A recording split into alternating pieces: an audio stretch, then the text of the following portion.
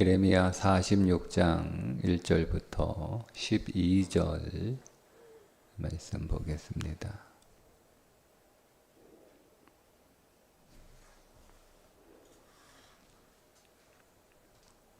함께 읽겠습니다. 이방 나라들에 대하여 선지자 예레미야에게 임한 여호와의 말씀이라.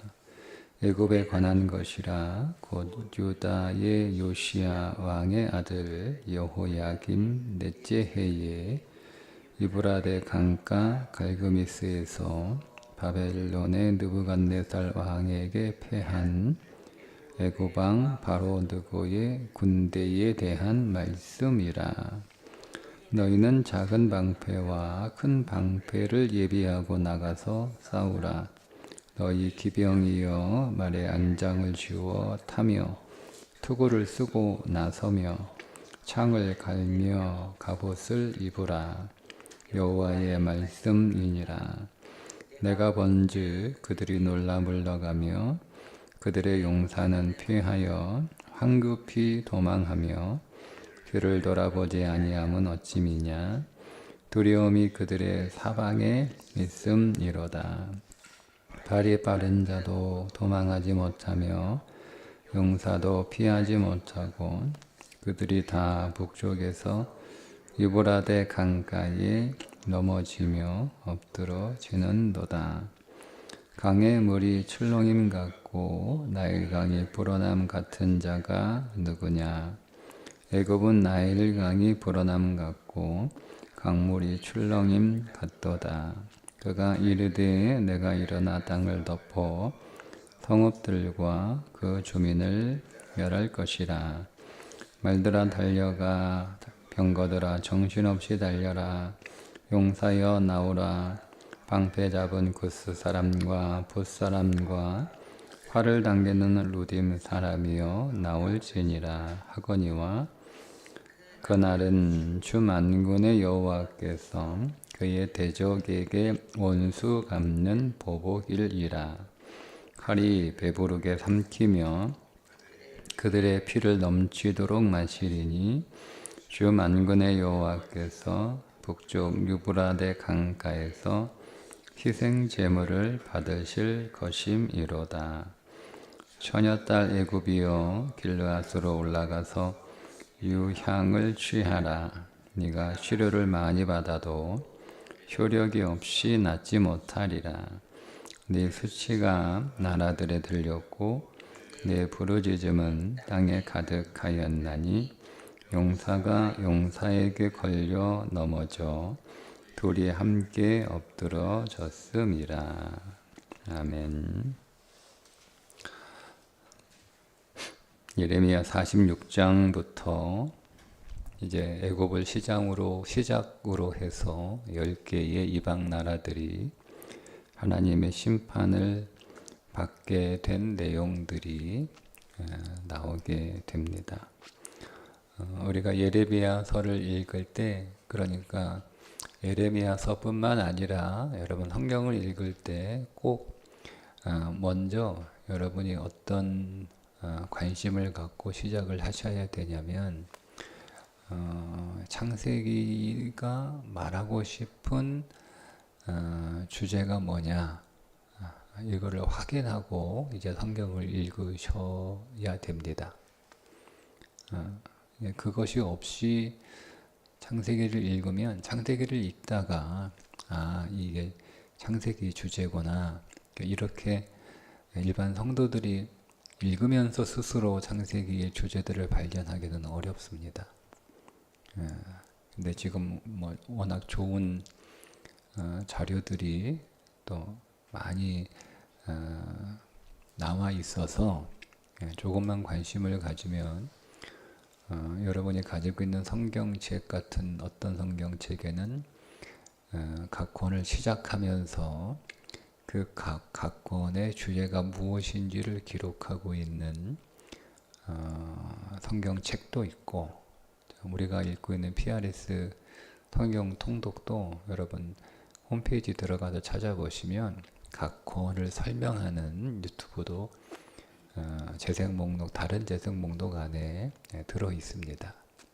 그 밖에 어떤 관점에 따라서, 그러니까 요즘은 성경 통독도 어떤 관점을 가지고 성경을 통독하는 그런 새로운 형태의 성경 통독도 나와 있습니다. 뭐 예를 들면 하나님 나라 중심으로 성경을 읽는 성경 통독, 그 성경을 통독해 주는 거죠. 하나님 나라 관점으로 성경을 창세기부터 요한계시록까지 쭉 이렇게 읽게 하는 성경 통독, 그런 어떤 그 우리 PRS 같은 것도 뭐 올라와 있고, 예수님을 중심으로 성경을 읽는 그런 통독 또 이제 올라와 있고, 그래서 일반적으로 창세기의 주제가 무엇이냐, 오늘 우리가 읽고 있는 예레미야서 같은 경우도 일반적인 전통적인 예레미야의 주제가 무엇이냐, 이렇게 해서 우리가 쭉 예레미야를 읽을 때 그 주제를 먼저 파악하고 그 주제 안에서 예레미야를 읽을 수도 있고, 하나님 나라 관점에서 예레미야를 어떻게 읽을 것인가, 그래서 하나님 나라 관점으로 예레미야서를 읽을 수도 있고, 예수님 중심으로 어떻게, 그러니까 예레미야서가 보여주고 있는 예수님은 어떤 예수님을 예고하고 있는가, 뭐 이런 관점으로 예레미야서를 쭉 이렇게 읽을 수도 있고, 그렇게 읽게 되면 여러분 성경 읽기가 지금보다 훨씬 더 풍성해집니다. 그래서 각 성경의 물론 모든 성경의 주제는 예수님, 그리고 그분이 가져오신 하나님의 나라, 뭐 다 담겨 있습니다. 다 담겨 있어요. 근데 그것을 이제 부각시키기 위해서 예수님을 중심으로 성경 읽기 이렇게 하기도 하고, 또 하나님 나라를 중심으로 성경 읽기 이렇게 하기도 합니다. 자, 예레미야에도 여러 가지 예레미야서가 기록될 때 그냥 마구잡이로 어떤 이야기나 사건을 기록하기 위해서 쓴 책은 아니에요. 그러니까 성경은 예를 들면 기자가 어떤 사건을 그 기사를 읽는 독자들에게 그 사건을 어떤 사건의 내막을 이렇게 자세하게 알려주기 위하여 기록된 책은 아닙니다. 그러니까 성경은 예레미야서를 기록할 때도 어떤 주제가 분명합니다. 그 분명한 주제를 전달하기 위해서 예레미야서를 기록한 겁니다. 그 예레미야서에 여러 가지 주제가 있지만 가장 중요한 주제, 그 주제가 뭐냐면 하나님은 이스라엘만의 하나님이 아니고 만군의 하나님. 하나님은 모든 나라에, 이 모든 우주에, 모든 나라의 하나님이라고 하는 것을 보여주는 것이 첫 번째 목적이라고 할 만큼 예레미야에서 하나님은 이스라엘의 하나님일 뿐만 아니라 바벨론의 하나님이기도 하시고 애굽의 하나님이시기도 하시고 또 뭐 아수르의 하나님이시기도 하시고 아람의 하나님, 암몬의 하나님, 에돔의 하나님, 뭐 다 이렇게 모든 나라들을 통치하시고 주관하시고 그들을 하나님이 정한 하나님의 법과 질서 안에서 그들을 대하시는 하나님이다라는 것을 강조하고 있는 그런 성경이 예레미야서입니다. 자, 이런 관점으로 지금 오늘 우리가 46장을 앞으로 볼 텐데 그 이후를 자 45장과 44장을 먼저 좀 이 관점에서 정리를 해드리면 자 44장의 내용은 요하난의 무리가 이제 애굽으로 망명한 내용이잖아요. 네, 여러분 44장의 내용의 마지막은 애굽으로 망명한 유다 백성을 하나님이 심판하신다는 내용이잖아요. 그러니까 애굽으로 망명한 사람들의 생각 안에는 그들이 하나님을 떠나겠다는 거예요. 자신들의 목숨을 위해서 안전한 곳으로 망명하겠다라고 하는 표면적 이유는 있지만 그들 안에 드러내지 않는 숨겨진 이유는 뭐냐면 더 이상 하나님 믿지 않고, 그 말은 단순히 하나님을 믿는다 안 믿는다의 차원이 아니라 하나님의 영역에서 살지 않고 하나님보다 더 강하고 우리를 더 잘해주는 애굽 신의 영역으로 들어가서 살겠다, 이런 뜻이에요. 그래서 하나님의 영역은 가나안 땅에만 국한되어 있고 그 가나안 약속의 땅을 넘어가면, 거기서 떠나면 하나님의 영역에서도 떠나는 거고 하나님의 어떤 그 영향력에서도 떠나는 거고, 그래서 이제는 애굽에 가면 애굽을 믿는 애굽 신들의 영향력 아래에서 애굽 신들의 돌보심을 받는 삶을 살아간다라고 하는 것이 애굽으로 망명한 사람들의 마음에 깔려 있는 기본적인 생각입니다. 자, 그런데 하나님이 그 애굽에 살고 있는 유다 백성들을 심판하신다라고 하는 것은, 하나님은 약속의 땅에만 머물러 있는 분이 아니고 애굽에도 하나님은 얼마든지 하나님은 당신의 그 능력을 행사하실 수 있는, 그 애굽 신들이 하나님이 애굽 땅에 살고 있는 사람들을 통치하실 때 그들도 어떻게 할 수 없는, 그 신들도 꼼짝하지 못하는 그런 하나님이다라고 하는 것을 보여주는 게 44장의 목적이에요. 45장에 이제 바룩의 절망과 낙심에 관한 내용이고, 또 그런 바룩을 미루하시는 하나님의 말씀인데, 바룩에게 뭐라고 얘기하세요? 내가 심기도 하고 내가 뽑기도 한다, 이렇게 말씀을 하시잖아요. 네가 하나님을 잘 모른다, 이렇게 말씀하시는 거잖아요. 나는 무능력한 하나님, 약속의 땅 가나안에 갇혀있는 하나님이 아니라는 것을 바룩에게 개인적으로 바룩에게 가르쳐 주시는 내용이 45장이잖아요. 나는 만군의 하나님, 계속 반복되는 단어잖아요. 난 만군의 하나님, 나는 온 세상의 하나님, 나는 만왕의 왕, 이걸 계속 바룩에게 가르쳐 주는 내용이죠. 자, 46장에서는 그러면 어떤 내용이 나오냐, 말씀드린 것처럼 하나님이 이제 애굽부터 시작을 해서 10개의 나라들을 하나씩 심판하는 내용들이 나옵니다. 자, 나라를 10개를 선정을 하세요. 하나님이 10개의 나라만을 다스리는, 하나님의 백성이 살고 있는 땅만이 아니라 그 밖에 10개 나라를 더 다스리는 하나님을 말하는 게 아니고, 성경에서 10이라고 하는 숫자는 상징적인 숫자예요. 성경에 나오는 모든 숫자들은 대부분 다 상징적인 숫자예요. 그러니까 열은 충만하다라는 뜻이거든요. 꽉 찼다, 모든이라는 의미를 담고 있는 성경 숫자가 성경에서 10이라고 하는 단어입니다. 그러니까 10개의 나라는 모든 나라를 상징하는 나라들이에요. 하나님은 모든 나라를 하나님은 다스리신다라고 하는 것을 보여주는 내용이 46장부터 나오게 되는데, 그 첫 번째 애굽을 심판하시는 하나님에 관한 말씀인데, 그 애굽을 심판하는 오늘 내용에 있어서의 주 메시지는 하나님은 공의로운 하나님이라는 뜻있는 것을 메시지로 주고 있습니다. 자, 하나님은 온 세상을 다스리는데 하나님은 공의로 다스린다라고 하는 것을 알려주는 거예요. 그러니까 우리가 애굽이 바벨론과 갈그미스에서 전투를 하다가 패망합니다.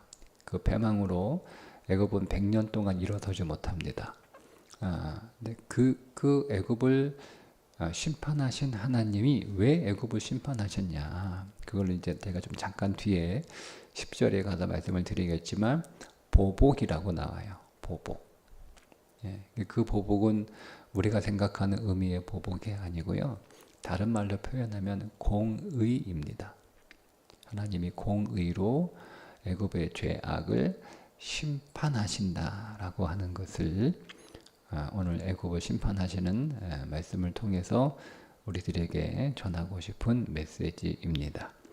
내용을 좀 더 설명을 해드리면 애굽과 바벨론이 갈그미스에서 전쟁을 합니다. 바벨론은 느부갓네살 왕이고 애굽은 바로 느고라고 하는 사람입니다.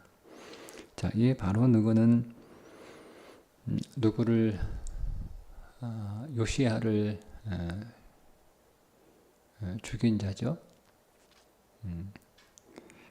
무깃도에서 애굽 왕의 군대와 요시야가 출전한 군대가 전쟁을 하다가 거기에서 요시야가 죽습니다.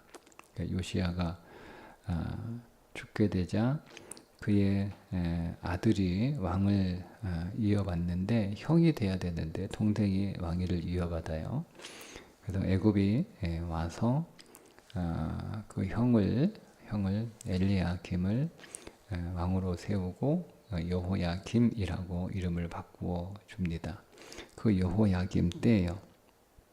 여호야김 넷째 해에 BC 605년입니다. 그 여호야김 넷째 해에 유브라데 강가 갈그미스에서 바벨론과 애굽 왕 바로 느고가 큰 전쟁을 하게 됩니다. 자, 당시 바벨론은 신흥 강대국입니다. 아수르를 정복한 신흥 강대국으로 이제 등장하는 때이고 애굽은 이미 강대국입니다. 그러니까 애굽의 입장에서 보면 바벨론은 능히 이길 수 있는 그런 수준의 전쟁이라고 생각을 했죠. 실제로 객관적으로 여러 가지 전략이나 국방력이나 이런 것들을 보면 애굽이 승리할 수밖에 없는 그런 전쟁이었습니다. 자, 그런 전쟁인데 오늘 말씀을 하시잖아요. 3절에 너희 작은 방패, 큰 방패를 예비하라. 그러니까 모든 무기 너희가 가지고 있는 당시 애굽 군대는요 최첨단의 무기를 가지고 있었던 나라입니다. 그러니까 오늘의 그 무기 수준으로 보시면 안 되고 그 당시 군사력 무기 수준에서 보면 그 당시 애굽은 오늘날로 표현하면 최첨단의 무기로 무장하는 막강한 군대를 갖춘 나라였습니다. 그러니까 애굽은 어떤 상대를 만나든 다 이길 수 있다는 자신감을 가지고 있었던 그런 나라였습니다. 자, 그런 애굽을 향해서 지금 하나님께서 3절에 도전적으로 명령을 하시는 거죠. 군사 동원을 하려면 한번 해보라는 거예요. 자, 4절에 너희 기병이여 말의 안장을 쥐워 타며 투구를 쓰고 나서며 창을 갈며 갑옷을 입으라. 이렇게 당시 기병은요 최첨단의 전투 방식입니다. 유다는 지금 BC 605년이니까 그보다 한 500년 뒤에 BC 135년에 가서야 기병대가 생겨요. 그러니까 유다의 국방력에 비하면 애굽은 500년 앞선 거예요. 그렇게 이해하시면 정말 막강한 군사력을 가지고 있는 최첨단의 군대다 이렇게 표현을 해도 과언은 아닙니다. 자, 그런데 5절에 보면 여호와의 말씀이니라 내가 본즉 그들이 놀라 물러가며 그들의 용사는 패하며 황급히 도망하며 뒤를 돌아보지 아니하면 어찌미냐. 그러니까 애굽 군사들이 자신감을 가지고 이미 전쟁에 승리한 듯한 그런 기세를 가지고 전쟁에 출전을 했는데 바벨론에서 패하여 뒤를 돌아볼 겨를도 없이 도망을 치게 된다라고 하는 말씀입니다. 6절에 발이 빠른 자도 도망하지 못하며 용사도 피하지 못하고 그들이 다 북쪽에서 유브라데 강가에 넘어지며 엎드러지는도다. 완전히 망한다는 거예요. 도망가지도 못하고 다 전멸된다는 뜻입니다. 자, 7절부터는 이제 그거를 다시 강조하는 말씀이고요. 그 다음에 제가 말씀드린 10절입니다. 10절이 굉장히 중요한 메시지를 담고 있는데 이렇게 말씀하시죠. 그날은 어떤 날이냐. 성경에 그날은 욤 네카바라고 하는 히브리어인데 굉장히 중요한 단어예요. 심판의 날이에요. 심판의 날. 그날은 이게 어떤 시기를 알려주는 게 아니에요. 성경에 그날은 이라고 나오면 심판의 날이라는 거예요. 어떤 심판의 날이냐. 주 만군의 여호와께서 그의 대적에게 원수 갚는 보복일이라. 그날은 하나님께서 하나님의 백성을 대신해서 보복하시는 날이라는 뜻입니다. 자, 세상을 향한 하나님의 심판은 보복의 성격을 가지고 있습니다. 그런데 그 보복이 그 불공정한 감정적인 치우친 보복이 아니고 공정한 보복이라는 것을 우리가 좀 볼 필요가 있습니다. 자, 그러면 무엇을 보복하시는가? 자,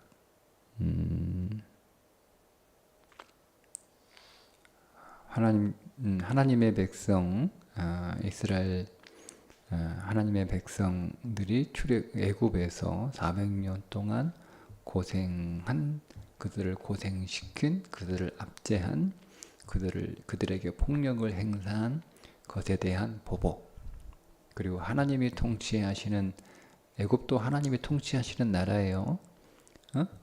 이스라엘 백성만 하나님의 백성이어서 통치하시는 게 아니고 하나님은 다 통치하세요. 근데 하나님의 통치 아래에 있는 애굽이 우상을 숭배한 것에 대한 심판 그리고 시기적으로 얘기하면 이스라엘의 16대 왕 요시아가 무기토에서 애굽과의 전투에서 죽는 일에 대한 그래서 하나님의 백성인 유다 민족을 크게 해롭게 한 것에 대한 보복이에요. 그러니까 다 공정한 심판이에요. 그런 하나님의 심판으로 어느 정도로 칼이 배부르게 삼키며 그들의 피를 넘치도록 마시리니 칼이 삼키고 마신다는 거예요. 자, 주 만군의 여호와께서 북쪽 유브라데 강가에서 뭘 받으신다? 희생 제물을 받으실 것임이로다. 그러니까 여러분 하나님의 심판은 희생 제물이 있어야 하나님의 그 심판을 통해서 하나님의 불의에 대한 분노가 해결되는 거예요. 그러니까 불의한 애굽은 공의로운 하나님의 심판을 받는 희생 제물이 된 거죠.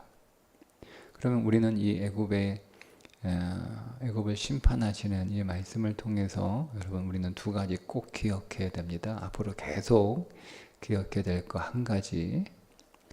하나님은 만왕의 왕이시라는 하나님, 모든 나라의 하나님, 온 세상의 하나님이라는 것을 우리는 잊어서는 안 됩니다. 그러니까 그리스도인들이 가지고 있는 생각 가운데 하나가 하나님은 교회 다니는 사람들만의 하나님이라는 생각을 가지고 있습니다. 그러니까 그런 하나님의 이해를 가지고 있는 그리스도인들은 교회에서만 큰 소리 치고 교회 밖에서는 큰 소리 못 칩니다. 제가 무슨 얘기를 하고 싶은지 여러분 전해지시나요? 그게 그 사람이 가지고 있는 하나님에 대한 이해입니다. 그러니까 교회 안에서만 하나님의 백성으로 사는 게 아니고 하나님은 온 세상의 하나님이시기 때문에 우리는 교회 밖에서도 하나님의 백성으로 살아가야 됩니다. 그렇게 살지 않는 이유는 전제가 그들이 믿고 있는 하나님이 잘못 알고 있는 하나님이라는 거죠. 하나님은 교회 다니는 사람들만의 하나님이 아니에요. 하나님은 교회 안에서 갇혀 있는 하나님이 아니에요. 하나님은 교회를 떠나서는 교회 밖으로는 하나님은 어떤 힘도 발휘할 수 없는 하나님이라고 생각하는 것은 우리가 하나님을 잘못 알고 있는 거예요. 하나님은 교회 안에서도 하나님, 교회 안에서도 그분의 능력을 펼치시는 하나님이실 뿐만 아니라 하나님은 여러분이 생활하는 가정에서도 하나님이시고 여러분이 일하는 일터에서도 하나님이심을 기억하셔야 됩니다. 그거를 우리가 깨닫게 되면 크게 두 가지죠. 우리는 하나님을 의지하고 하나님의 손 안에서 살고 있다는 것 때문에 두려워할 필요가 없습니다. 자, 동시에 또 다른 의미는 하나님은 거기서도 우리를 감찰하시기 때문에 하나님 눈앞에서 거룩한 삶을 살아갈 수밖에 없습니다. 그러니까 교회 안에서 만의 하나님을 우리가 이해하면 우리가 교회 안에만 오면 마음이 편해지고 교회를 떠나면 불안한 거예요. 그죠? 우리는 교회 안에 있을 때만 신자로 거룩하게 살아요. 근데 교회 밖을 떠나면 거룩하게 경건하지 못한 삶을 살아요. 거룩하지 못한. 그게 하나님에 대한 이해가 잘못되었기 때문에 그렇다는 것을 말씀하고 있습니다. 두 번째 꼭 기억하실 거, 하나님은 공의로운 하나님이십니다. 그러니까 성도들이 제가 이제 계속 강조하고 있는 하나님의 본성 가운데 하나가 하나님의 공의인데요. 이 하나님의 공의는 오늘 다시 말씀드려요. 하나님의 은혜는 하나님의 공의가 전제된 은혜예요. 하나님의 공의가 없는 은혜는 존재하지 않아요. 그러니까 우리가 은혜를 받은 것은 하나님의 공의로우신 하나님이 눈을 감고 우리에게 은혜를 베푸신 게 아니고요. 그 공의를 이루시고 은혜를 베푸신 거예요. 그러니 모든 그리스도인들은 하나님의 공의로운 그 본성을 닮아야 돼요. 그러니까 이게 없으니까 은혜를 핑계 삼아 불의한 삶을 사는 거예요. 네, 말씀드렸죠. 하나님은 반드시 공의를 행하십니다. 그게 내가 구원받았다고 해서 그게 여러분 내가 예외라고 생각하시면 하나님이 오늘 하나님의 백성에게 공의를 행하지 아니하시면 하나님이 백성이 아닌 자들에게 공의를 행하실 명분이 사라져요. 그렇지 않나요? 여러분이 교회 안 다니는 사람이라고 한번 생각을 해보시고 하나님이 교회 다니는 하나님의 자기 백성들에게 하나님이 공의롭지 않아요. 다 눈 감고 다 덮어주고 다 그렇게 하나님이 하세요. 그런데 오늘날 갑자기 자기들을 찾아와가지고 너 똑바로 살아. 너 똑바로 못 살아가지고 내가 너 심판할 거야. 이렇게 얘기하면 그렇군요. 하나님은 공의로우신데 제가 그것도 모르고 잘못했군요. 이렇게 합니까? 응? 당신 백성이나 똑바로 하세요. 이렇게 할 거 아니에요. 네? 그러니까 여러분 세상이 하나님의 공의로움을 두려워하는 것보다 성도가 하나님의 공의를 두려워하는 게 더 강해야 되는데 그렇지 않아요. 하나님을 잘 모르는 거예요. 하나님을 잘 모른다라고 하는 의미는요, 단지 무지가 아니고요, 신앙생활이 잘못되었다는 뜻일 확률이 되게 높습니다. 동의어입니다. 어떤 의미에서 보면. 하나님을 잘 모르는 것이 일관적으로 하나님을 모르고 지속적으로 하나님을 몰라요. 그러면 그 사람은 하나님을 안 믿는 거예요. 우리가 하나님을 잘 모를 수 있죠. 근데 말씀을 통해서 성령이 우리들에게 깨우쳐 주시잖아요. 하나님은 이런 분이야 라고 우리에게 알려주시잖아요. 그럼 하나님을 모를 수가 없죠. 성령이 우리에게 깨우쳐 주시고 우리 안에 성령이 계신데, 근데 우리가 그 하나님을 모를 리가 없잖아요.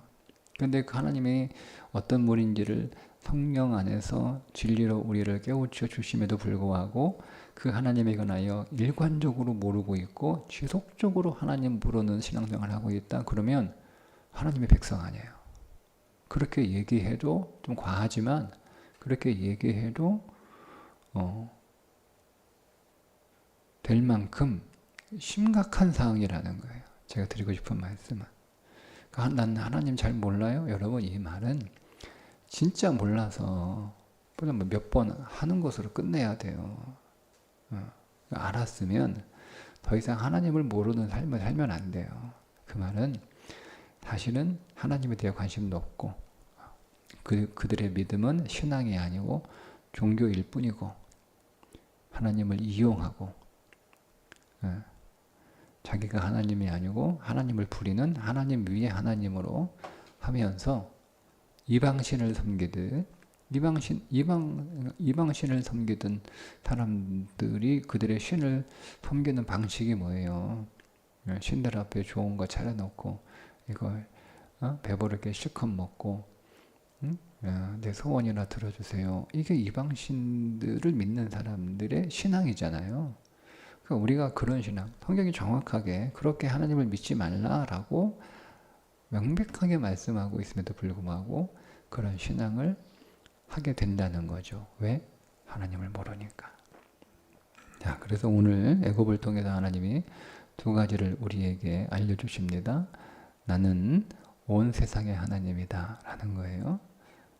그러니 세상에서 떨지 말고 약하게 살지 말고 담대하게 살아라. 그리고 거룩하게 살아라.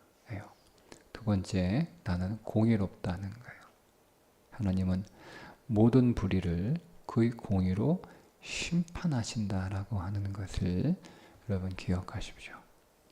네. 더더군다나 하나님의 백성은 더 정확하게 심판하실 수밖에 없습니다. 더 심하게 다루신다는 얘기가 아니고 하나님의 백성이기 때문에 하나님은 하나님의 백성들의 불의를 눈 감지 않습니다. 그게 더 빠릅니다. 하나님은. 네, 제가 그냥 이해하기 쉽게 하기 위해서 그렇게 표현했는데요. 하나님의 백성들은 중간 청산합니다. 하나님의 백성이 아닌 자들은 일괄 청산합니다. 그러니 저들은 저렇게 불의하게 살아가는데 왜 멀쩡하냐? 그들은 일괄 청산하십니다. 자, 이 하나님의 심판이 얼마나 무서운지 11절에 치료를 받아도 효력 없다라고 말씀을 하실 정도로 제가 말씀을 드렸죠. 605년부터 525년까지 100년 동안 애굽은 계속 속국으로 살아갑니다. 그 애굽이 온 세상을 호령했던 애굽이 하나님의 한 번의 심판으로 철저하게 무너집니다. 그게 하나님이십니다. 그러면 오늘 우리가 이 말씀을 통해서 오늘도 우리가 꼭 이 말씀을 우리의 심령에 새겨서 우리가 하나님으로 인하여 하나님을 믿는 하나님의 백성인 것을 감사하는 거죠. 온 세상의 하나님을 나의 하나님으로 내가 그분의 백성으로 살고 있으니 얼마나 감사한 거예요. 그래서 우리는 담대하게 살아가야 돼요. 그러나 그리고죠, 담대하게 살아가고 거룩하게 살아가라는 거예요. 하나님의 백성이기 때문에 담대하고 싶으면 거룩하셔야 돼요. 여러분이 거룩하시면 담대할 수 있어요. 왜? 하나님이 나의 하나님이시기 때문입니다. 오늘도 하나님이 진실로 나의 하나님 되시는 하루가 되시기를 주님의 이름으로 축복합니다. 기도하겠습니다. 하나님, 우리가 하나님을 더 알기를 원합니다. 교회 안에서만 우리끼리의 하나님인 줄 알았는데 하나님은 온 세상에, 아니 온 우주를 통치하시는 하나님이신 줄 믿습니다. 이 믿음이 우리 안에 더 생생하게 살아있게 하시고 이 믿음이 우리 안에 더 선명해져서 우리가 세상에서도 담대하게 하나님을 의지하고 하나님을 등에 업고 살아가는 용사들이 되게 해주시고 그리고 하나님의 거룩한 백성으로 순결하게 살게 하여 주옵소서. 예수님의 이름으로 기도합니다. 아멘.